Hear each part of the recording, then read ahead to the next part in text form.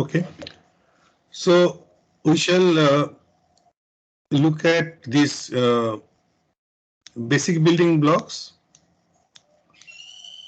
Okay, other than that, what we shall be looking at how these basic building blocks, they can be arranged in a particular manner, in a proper manner, by which we can have different kind of processing blocks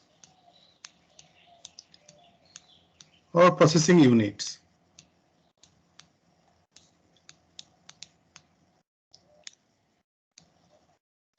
Units or blocks, the way you say it.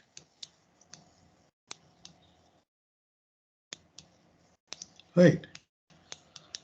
And then again, we shall go further how these individual processing blocks, that they can be put together to develop a system, a bigger system, maybe small system. To begin with, you can think of subsystem, which does one kind of operation,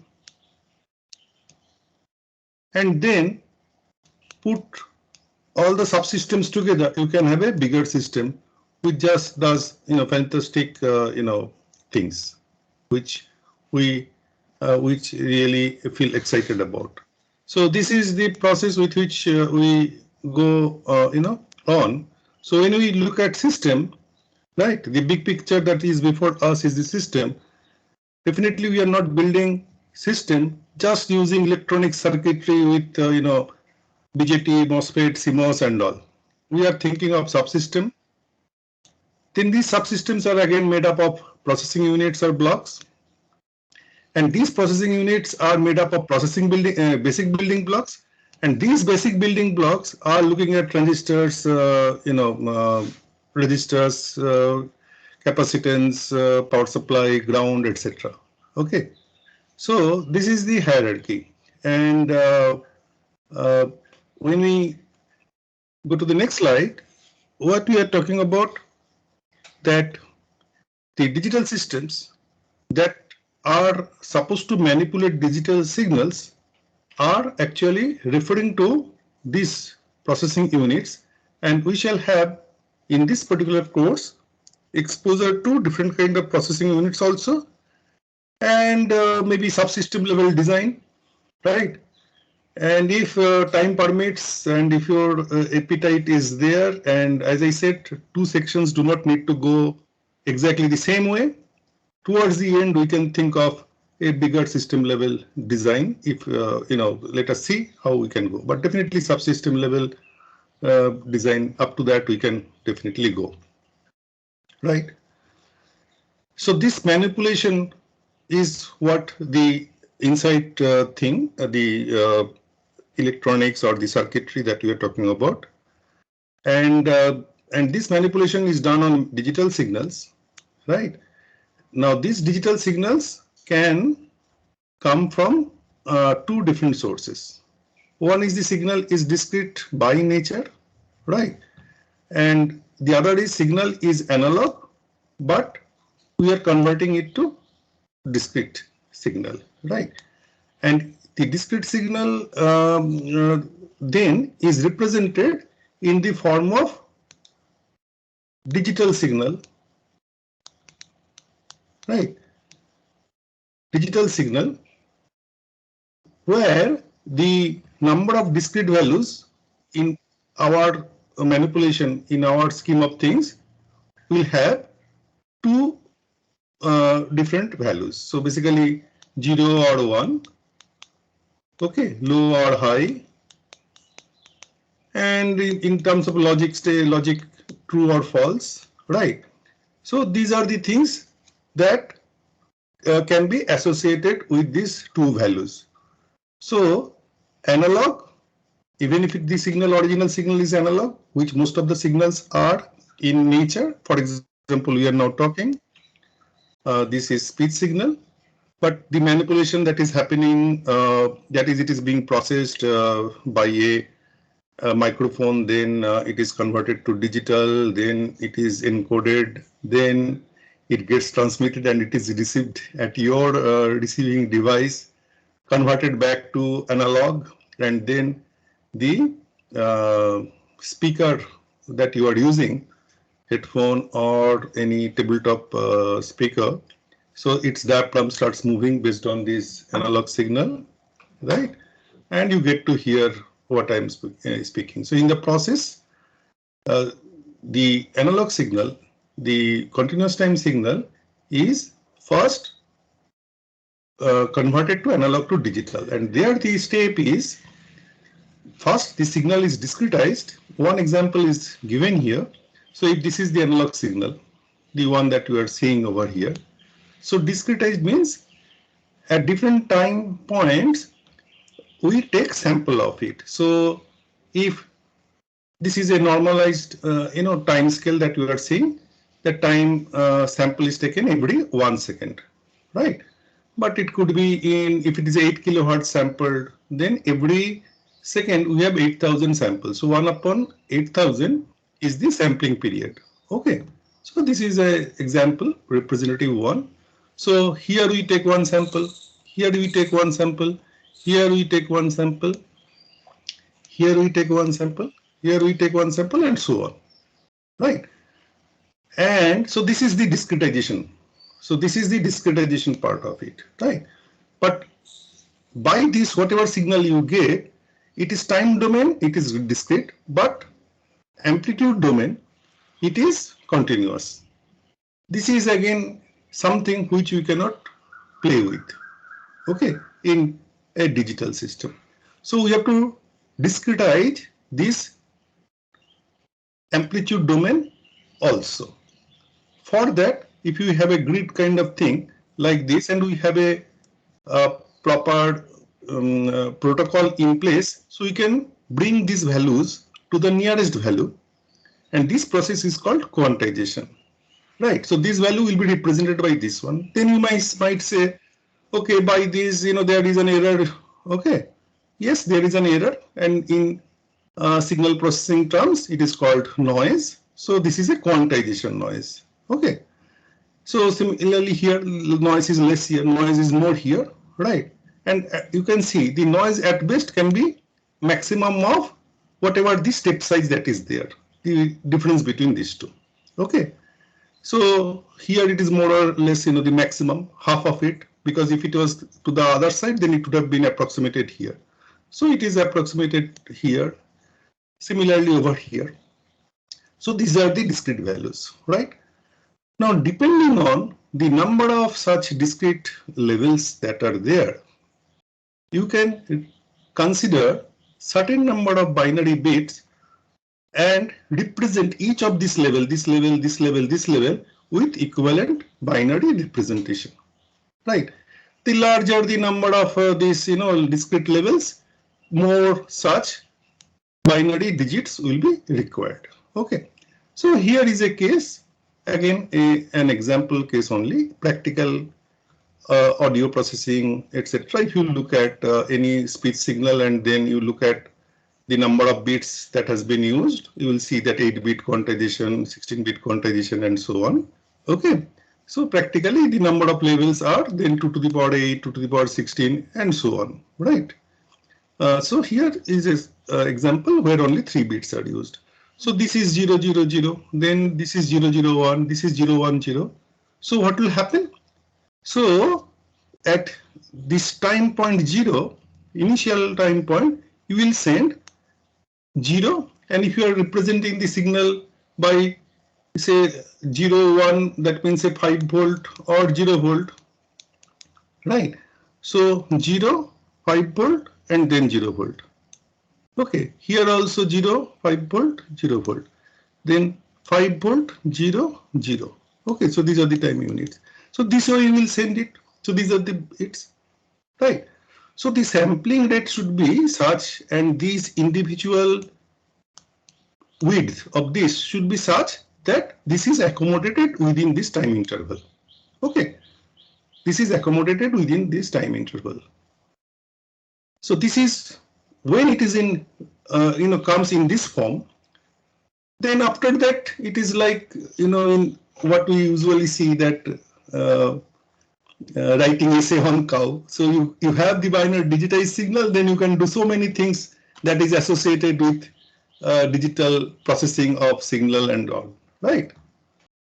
Okay, so more about these we can you will study later, or we can discuss if you have any specific question that what should be the sampling rate, what is the effect of quantization noise, etc. But in this particular course, what I tried to tell you is that whether the signal is discrete by nature, for example, you are typing a keyboard, right? Small a, capital A, B, C, etc. So it is, the a binary string is going there. So somebody is understanding what is it, and accordingly in the editor that you are using, Notepad, Word, etc. So that particular letter or character is getting, visible. Okay, so those are by nature it is generated discrete, but there is a good number of, and especially naturally occurring signal, which is analog in nature. But we have to, want to use the strength of digital manipulation, right, because of the features that we have discussed, and for that we want to convert it to discrete, and we have options like this. More about it we can you can study later, or we can discuss later. Okay, just one small question, quick response that I am trying to get from you. So how can I reduce quantization noise? By increasing the number of levels. Now, by increasing number of levels. So that necessarily means that number of bits that I need to associate with every sample, okay, will be more, right?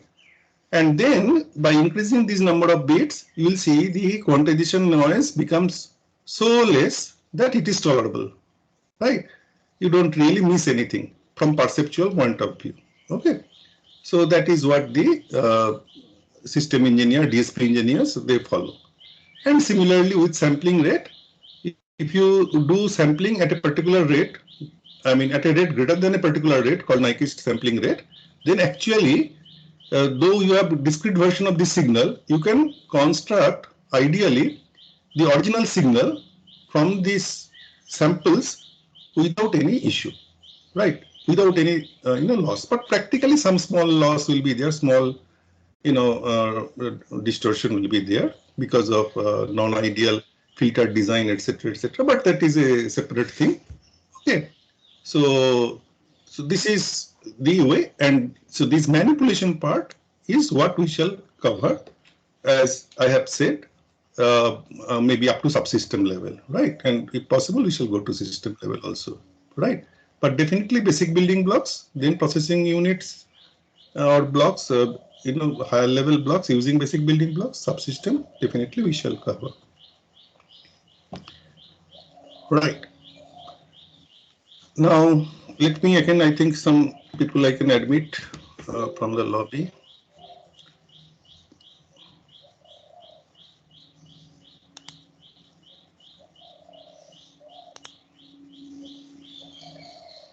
Right.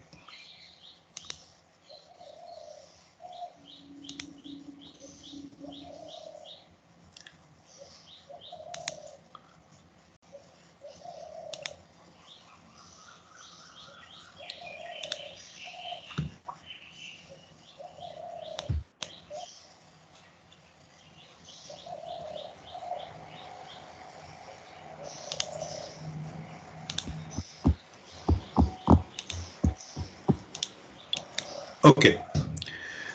Now,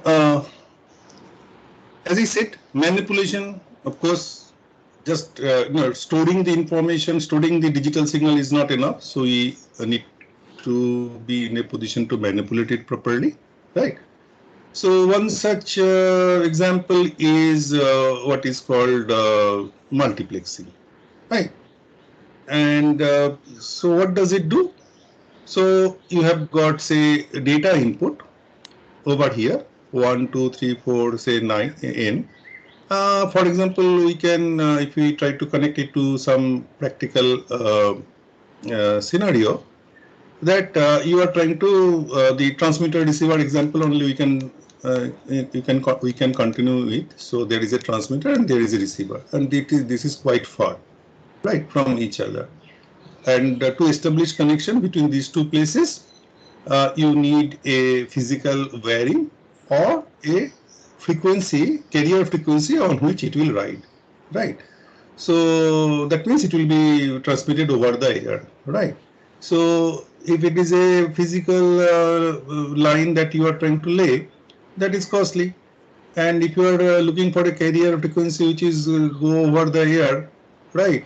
Then in that frequency, somebody else should not radiate anything, push anything.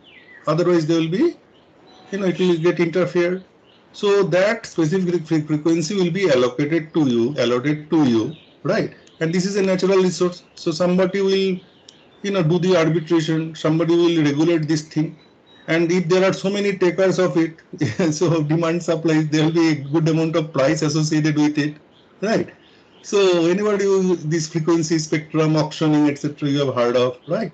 So this is something which will come into consideration.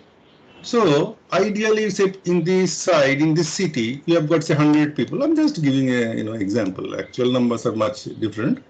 And this side is also say 100 people or whatever, right? And they want to connect.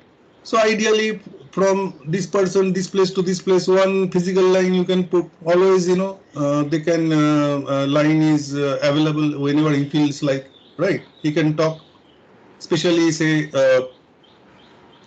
the premier of two countries, like prime minister or so, they can have this kind of hotline available that they don't need to share the resource, right? Dedicated resources available. But for common man, if you try to have such thing, the cost of the communication will go very high, isn't it?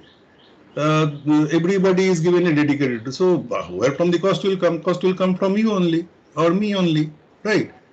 But then statistically speaking, I can figure out that these 100 people is not always talking to these 100 people. Okay. Maybe because of this free, etc., that call cost coming down. So maybe we are talking more now. But usually, if you talk about this thing, it is usually not. People are they have seen a statistical distribution. I mean, we can see.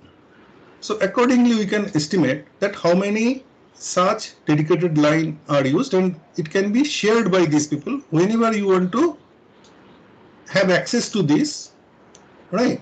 Then you can ask that, and depending on its availability, it will be allocated to you, or will be put, asked to wait for some time, and then you can, get access. Okay. So this is the set of control input, which is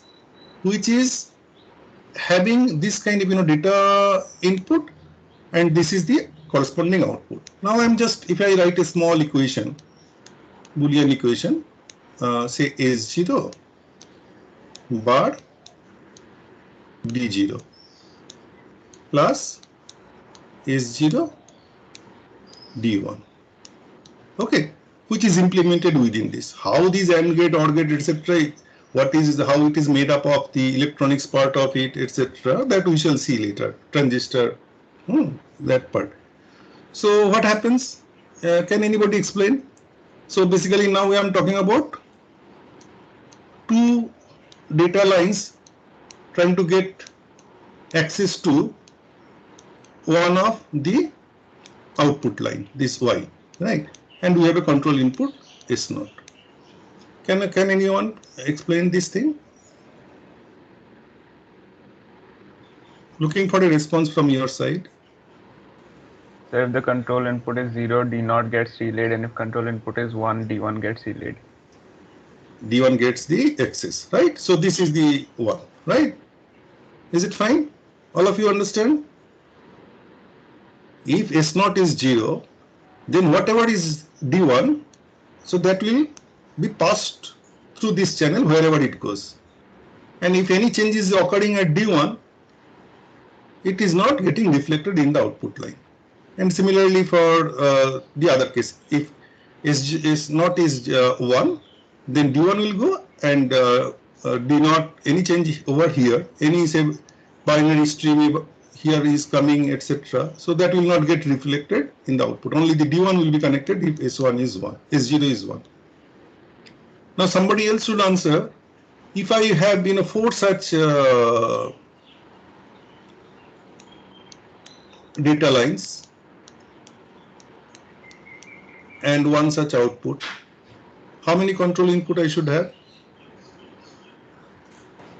2 control inputs. Sorry? 2 control inputs. 2 control inputs, and let us name them S0 and S1. Right? Can you write in the chat box the equation for it? And for prime bar, you can use S0 bar. That, this sign you can use. Can you write in the chat box quickly?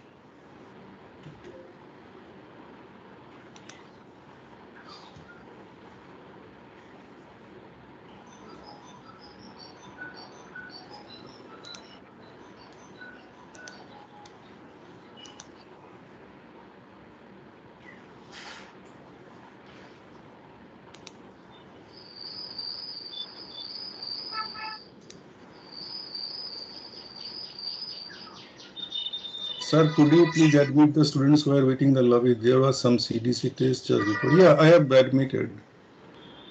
Okay. All right, I'm getting the answers. Maybe the first one is not correct. Anyway, Shivam, don't worry. Okay, if it is incorrect. I have just, we shall discuss it in detail later on, but I just was a bit curious and trying to understand what is your thought process. So, right, Ayush Shahu, S0 bar, S1 bar, D0, S0 bar, S1, D1, S0, S1 bar, D2, S0, S1, sorry, D1, D2, D3, and this is D4. Excellent, excellent. Ayush. D0, D1. Good one. And now others are also. Ayush, can you just make your camera on and explain how, because you are the first, so others are also getting it now. Ayush Shahu. Actually, like my laptop doesn't have a camera. Will I come Okay, back? take anyone who has camera, who has given correct answer. Kushagra. Kushagra, are you there? Kushagra is also doing correctly, I guess. Yeah, Ayush, you want to say, right? Okay, you go on, you explain the logic.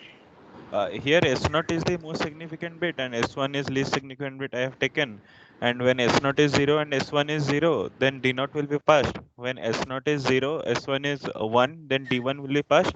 When S0 is 1, S2 is 0, then D2 will be passed. And when both MSB and LSB are 1, then D3 will be passed. Very good, very good. Very good. Okay. I hope all of you got the idea, right? But more formally, definitely, we shall take it up all these things.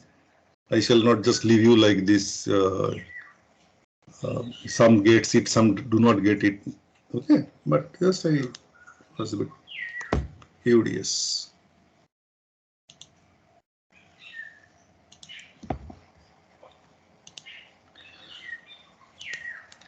So what your friend has done, if you look at it, and that would be the methodology in many things that we shall do when we develop these processing blocks, is that since 4 are there and 1 output, so this 1 output will be having D0 or D1, the way that is as per your naming convention, D2 and D3. So different occasions they will be having it. Now with, as one of your friends in the beginning told, so 4 such options are available from 2 control input, S1 and S0, right? Because among them or between them, they can give 4 different possibilities. Right. So you can say if 0, 0 is placed in the control inputs, Y will take the value of D naught. Right? And that is possible. 0, 1 is placed, then Y will take the value of D1. But again, it is up to the naming convention. If any one of you thinks that 1, 0 it will be D1 and 0, 1 it will be D2, that is a different thing. But as long as these are mutually exclusive and distinct, there is no such problem. And when you have that, and then you combine, so how to do that, as I said, more formally, we shall discuss definitely each of these things later. But this is the idea that we can have some such thing, so by which we can affect the thing. And that over here you had seen that the phenomena actually that is happening, this Boolean equation, this is related to switching. Okay, basically we are switching, a sort of switching is happening here, right? Next, that also we'll see, these are two key, operations that is associated with manipulation of digital signal, that data storage, right? So while we shall discuss combinatorial circuit, which does not consider memory or storage element, we shall also discuss sequential logic circuit in this course, which essentially considers memory elements or storage elements. Okay, so these storage elements, again, if you look inside, if it is there, that also comes from something where switching will be an important thing. Okay, so switching means on or off. That would be the one by which you can store things, and there is a feedback associated. So more of this internal circuitry and all will be part of our discourse, which we shall study in course of time. Okay. Now, when we talk about switching, because you are from electrical or instrumentation background, you must be familiar with this kind of things, right? So here what we are showing is that you can think of, these are physical switch, these are relays energized when energized. So some magnetic, some pull is there, and so this switch closes. This switch closes here if energized. So this is V1, and this is energized if it is V2. So this is the plus minus, and this is the ground, right? So only when both V1 and V2 are high, right, then this plus 5 volt is available at the output, right? Otherwise, if you just test the output, you will see that the voltage is low. Okay, so this kind of switching leads to you logic and in symbol, logic symbol that we associated with it is the popular logic symbol is this one. Okay. Similarly, over OR, this is also familiar to you. So if any one of them is on, then this 5 volt gets a path. These are parallel. The other one was one series, right? So only when both of them are off, like this one, right? So the output is right. Now here we shall be using one term very often when we shall analyze different kind of digital circuit, that is called forcing input. Okay. Before I define it, can again from whatever I have kind of discussed or indicated in my presentation, can you tell me what is forcing input for AND and what is forcing input for OR?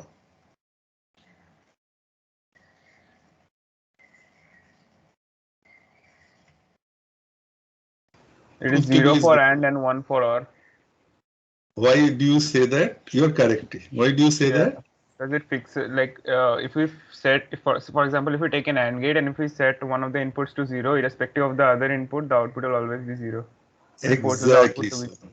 Right, right. And similarly over here, if one of the input is 1, and then the output will be 1 irrespective of the other input, right? So that will help us in analysis of the circuit, many circuits in future, and we don't need to look into all the combinations. Now, if I put a AND gate and followed it by with a NOT gate, and instead of, so this is the NOT gate. So instead of this NOT gate writing in this manner, if I put it in this way, we call it NAND gate. Okay, and similarly we call it NOR gate. Right. So I'm talking about only 2 input cases. Multi-input we shall see later formally. So again, can you tell me someone else, not the other person who has just recently answered, what is the forcing input for NAND and what is the forcing input for NOR?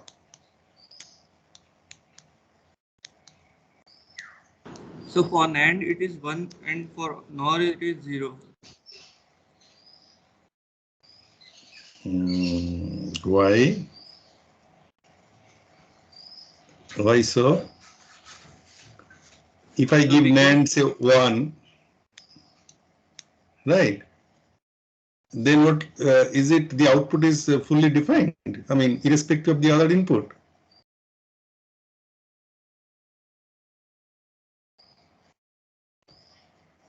NAND is what? NAND is, this is AND, its inversion. So H, H, H, and L. This is your NAND. Okay, if any of the input is high, H, right? So these are the 2 possibilities. Then the output can be low or output can be high depending on the other input, this one or this one. So for NAND, 1 or high is not forcing input. Anyone else? So it's same for like AND and OR. Same, right, exactly so, right? So if it is 0, right, output is 1, irrespective of what is happening there. So we shall remember this. Similarly, NOR, if it is 1, output is 0, irrespective of what is happening. Okay, so these are simple things which you have studied before, right? But little bit, insights that might help us in going forward in analyzing more complex circuit. NOT is already known to you that whatever, if this VI is low, then 5 volt goes, and if this switching is taking place, then it is connected to ground. So this kind of switching arrangement in physical system, but electronically how we design it, we shall see later, right? This is something probably you have not seen before, but this is also very interesting, and we shall definitely take up in our discourse later. So tri-state. Anyone familiar with tri-state? So these are the 2 states, 0 and 1, right? Output is defined as high or low. Anyone familiar? Any course before you have seen tri-state? No, right? So here, this is your, what is that called? It's a circuit which is like this. Okay.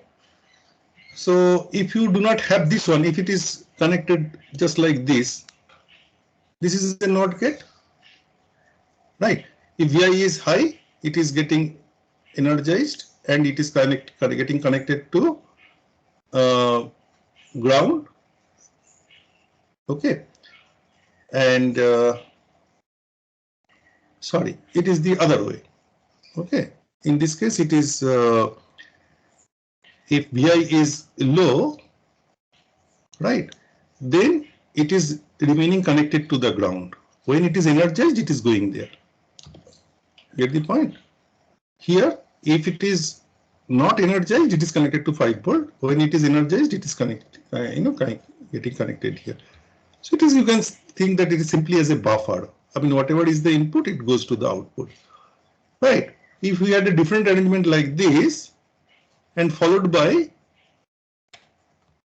an arrangement where this presence of G is there, then it would have been a NOT gate, okay, followed by something which is called a tri-state arrangement, right? In this case, whatever is the input, if low, then low comes, high, high comes. So that's why there is no bubble over here. Otherwise, if it is a NOT but with tri-state, then the symbol would have been like this, right? Now, what is happening here? We talked about, binary, values, zeros and ones and things like that. So what is happening that if G is low, okay, if G is low, so it is, the natural state is it is disconnected, right? So this switch is off. Then irrespective of whatever switching takes place, output doesn't get it. So it will wait up to this point. It will come and it will wait up to this point. It is not getting available to the external world. It is not getting available to the external world. Okay. So at that time, since this is disconnected, it will neither send any current nor draw any current. It is like open circuit offering very high impedance. And this is also very important and interesting and important element, a processing unit or in a circuit. So imagine a situation like this, continuing again the communication example that we are talking about. So this is a bus architecture. So this is a group of wires, say 8 wires, right? And there are many processing blocks which want to communicate with one another, right? Some may be, and it could be two-way communication also. Some may be requiring all the 8, some may be requiring 4, whatever, I mean, depending on, right? So one way, and there are many such units. So one way to, make these communication happen is to have dedicated lines, as we discussed before, right? Otherwise, you have a common line, considering that all are not asking access simultaneously. So this person, this block wants to communicate with this block, right? So at that time, he places data here, and this data goes over here, and all it is accepted by him. Now at that time, if others are not tri-stated, this is all physically connected, then what will happen? Each one of them will, depending on the logic over here, 0 or 1 will be placed in the common wire. To get my point? So that will collide, that will interfere with the actual signal that you want to transmit from here to here. So can you explain this point again? Okay, once more I'm trying to tell, we shall study tri-state. Two states are definitely, understandable, and from your exposure to this electronics and other things, you have studied this. I'm talking about an practical application where you can consider the usefulness of having a tri-state. So these are different digital blocks, digital processing units, right? So these 1, 2, 3, 4, 5, 6, 7, and there could be large number. And each one is trying to conduct data transfer from each other, right? So they can connect. So for them, then you need to have a dedicated, connection, wires, physical wires. So that might require a lot of, space in your PCB or in your, scheme of things. Earlier we talked about, communication between two cities. Here I'm talking about silicon real estate that you are having, and you are trying to miniaturize, and you are trying to have a situation where different processing blocks, digital blocks, are talking to each other. The other option is having called bus architecture, BUS, right? Where a group of wires, common group of wires are used by these processing units to communicate with each other, and definitely when two units are communicating, the other two will not interfere in the communication. Now all of them are physically connected because you cannot go and physically connect or disconnect. It is a, within the PCB, it is a system level thing that we are talking about. So these are all subsystems, and all together there is a this could be a bigger subsystem which makes a system, right? It is all within the IC or within the PCB that you have designed. So these are physically connected means based on that current, whatever is there this side, some values, zeros or ones, are generated. You get my point? Say AND gate output. So some value is generated, zeros and ones, when it is switched on and the circuit is behaving, working. So say at the output stage of something, there are say 4 such AND gates. So 4 zeros are generated if for in certain cases, and they will be placed here. Now if you tri-state it, then they are generated, but they are not allowed to go to the external world. So neither it is putting something, but it should not also corrupt something that is there, should not drive something over here if there is a input side associated. So it is neither receives anything nor gives anything, as if it is remaining open circuit the way you see it. Is it clear now? So other than the two units who are communicating with each other, others we can keep tri-stated.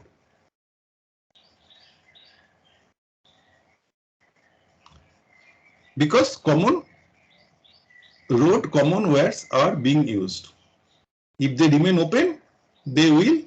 If they remain, if they submit the data, this 8-bit, this 8-bit, this 4-bit, this 8-bit, another one's 8-bit from the output stage, that will come in conflict with each other.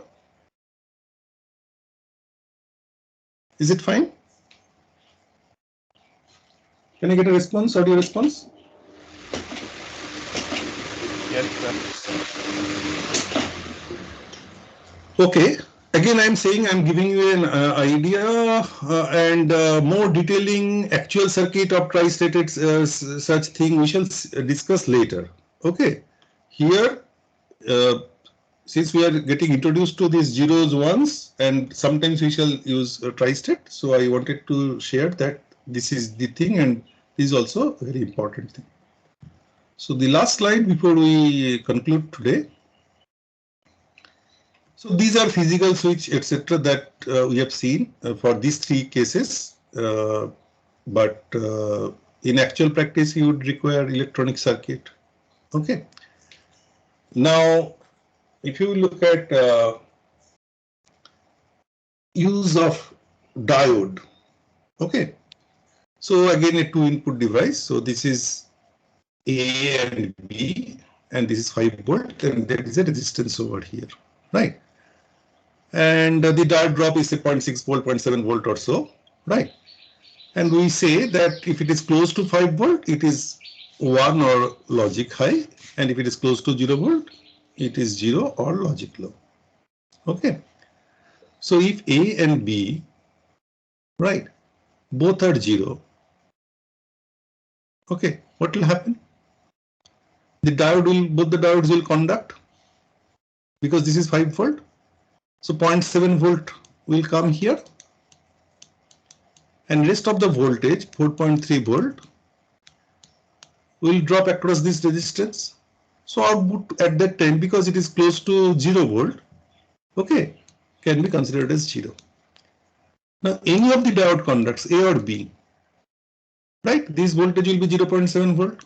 If this is high, 5 volt, and this is 0 volt, this diode will not conduct, because both the sides, this side you have got 0.7 volt because this is conducting and this is 5 volt. So basically this is reverse biased.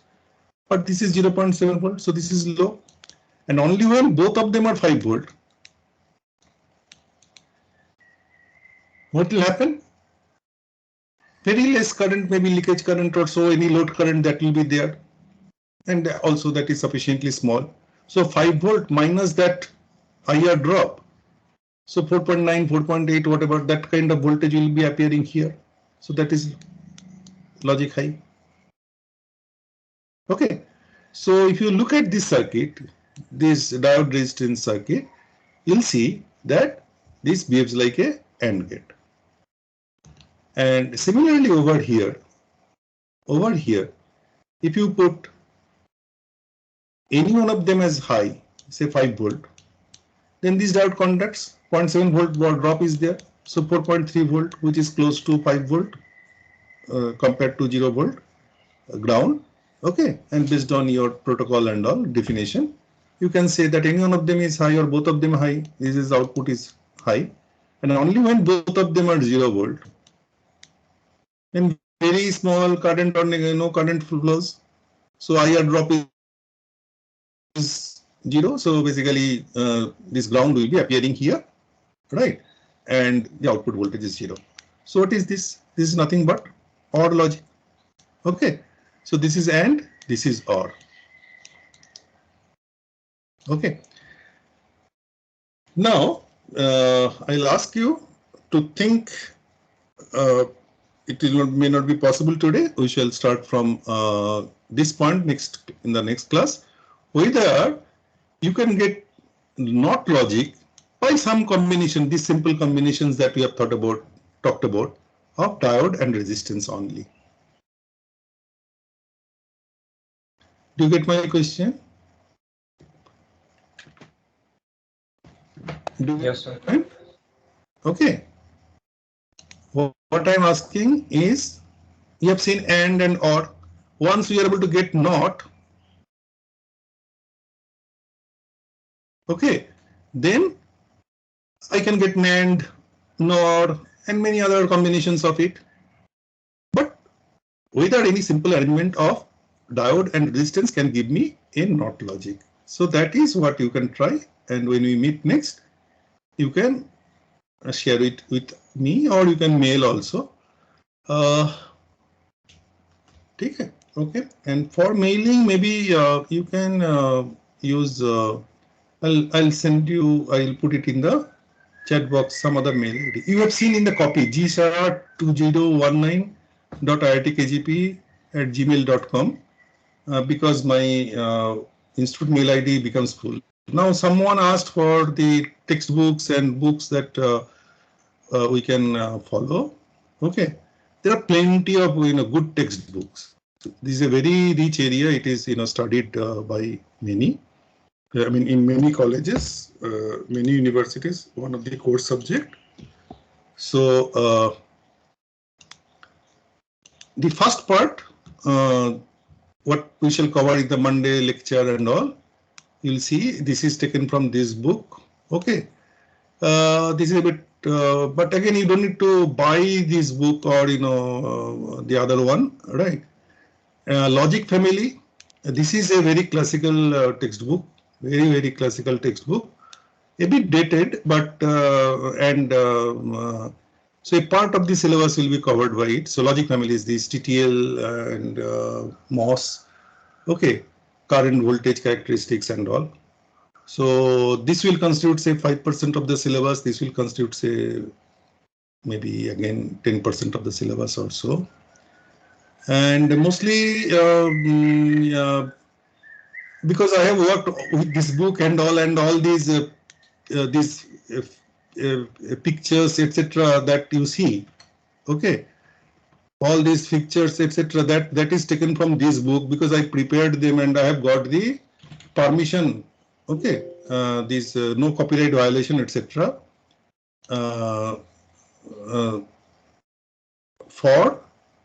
from the publisher as a co-author to use it in my course and other things. So you can see more of examples from this particular textbook. Okay, it doesn't mean that you have to follow this book only. Okay, this is just for convenience from my side. Manu is a very good book. It is published by Pearson. Then there are a book by Freud, there by Tossi. Okay, large number of blue books are there. So the one that suits you, you can pick it up. But these are the things mostly we shall cover, right? I hope that answers the question that someone placed over email.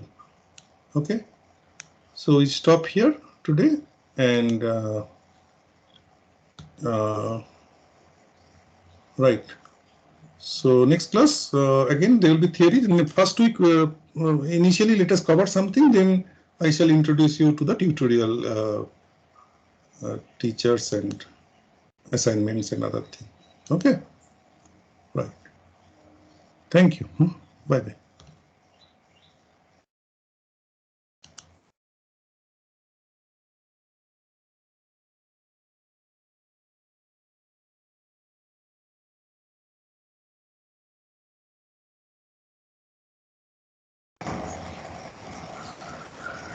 I have to stop recording.